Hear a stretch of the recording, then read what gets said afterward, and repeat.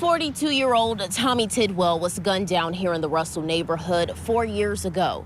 To date, no one has been arrested for killing him, and now his loved ones are renewing calls for justice. It don't get easier. It gets harder. For many in the Derby City, this time of year is a celebration, but for the Tidwell family, it's a reminder of their loss. As many times as he was shot and where he was shot, it was personal. It was somebody that he knew. Terry Tidwell's husband, Tommy, was shot and killed at 26th and Muhammad Ali Boulevard just before midnight on May 3rd, 2020. His wife says Tidwell had a troubled past, which led him to Louisville from Bowling Green that day. He started running with some people, I don't know who. And it was drug related, I know that. 2020 was one of the deadliest years for homicides in Louisville, with 173 people killed. But Tidwell's loved ones say the Mississippi native, father of 7 and grandfather of 5, was much more than a grim statistic. His smile would light up any room. Just him smiling would light up anything. Being left with only memories of her husband of 15 years is still hard to grasp for Mrs. Tidwell.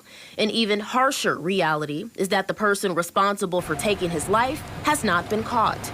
In response to our inquiry about the investigation into Tidwell's murder, LMPD says his case is assigned to the department's cold case squad, and there were no updates to share. As the case remains unsolved year after year, I feel like when everybody else loses hope, I'm still going to be that one to have that hope. Mrs. Tidwell is optimistic that the answers and the closure the family needs and she believes her husband deserves will come. I don't care, come hell or high water, I'm going to find justice for my husband. In Louisville, Alexis Matthews, WOKY News. Thank you, Alexis. And anyone with information in Tommy Tidwell's murder are asked to call LMPD's anonymous tip line at 574-LMPD. The attorneys for the Delphi murder suspect were not found to be in contempt of court. The special judge and prosecutors accused Richard Allen's attorneys of gross negligence after an evidence leak. In her ruling, the judge called their work sloppy but was not intentional. Allen is charged with murder for the February 2017 murders of Abby Williams and Libby German. His trial was originally scheduled for October, but was moved to May after attorneys filed a request for an earlier trial. Jury selection is scheduled to start in less than 2 weeks. Attorneys for an Ohio man accused of killing his 3 young sons wants the death penalty taken off the table.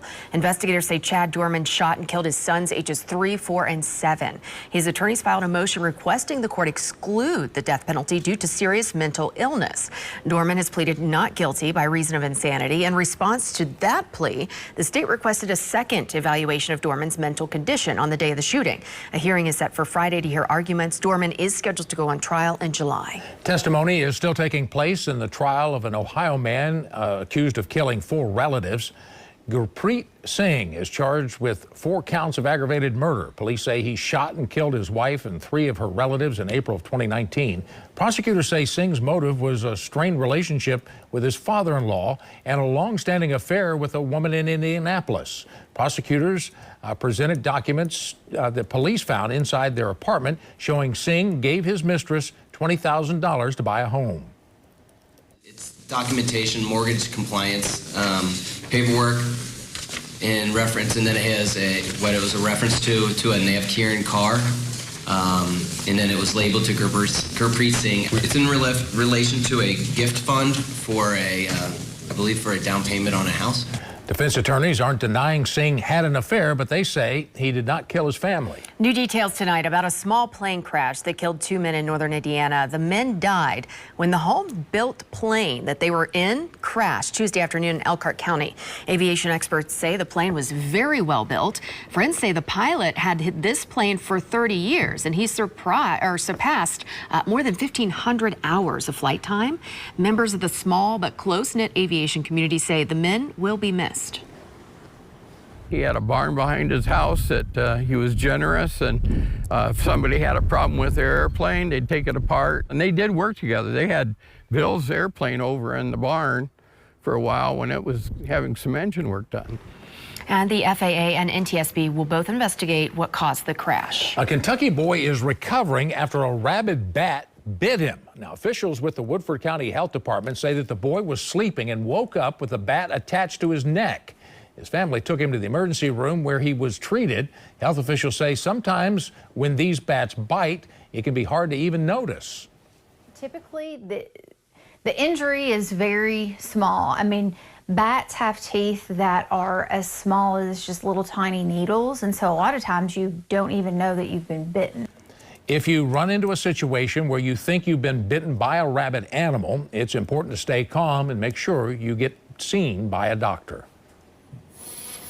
Okay, warm, dry weather late on this Thursday afternoon. Another live picture coming in from the WLKY News chopper. Just a great looking shot of historic Churchill Downs on what turned out to be a great afternoon. Wow, temperatures warming into the middle and upper 80s. Left-hand portion of your TV set, that's the First Turn Club right there. You've got the new paddock, the grandstand, of course the racetrack itself, the dirt track, the turf track.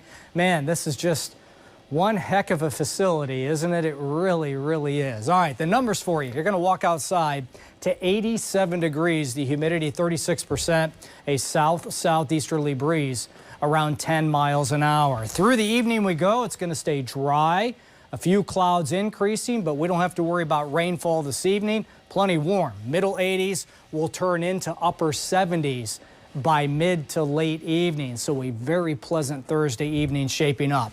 This is the rain shower activity that will arrive tomorrow. Unfortunately, been talking about this rain chance for the better part of the week. Well, on Oaks Day for tomorrow, some impact weather moving in. Showers will be likely from time to time, morning right through early to mid-afternoon.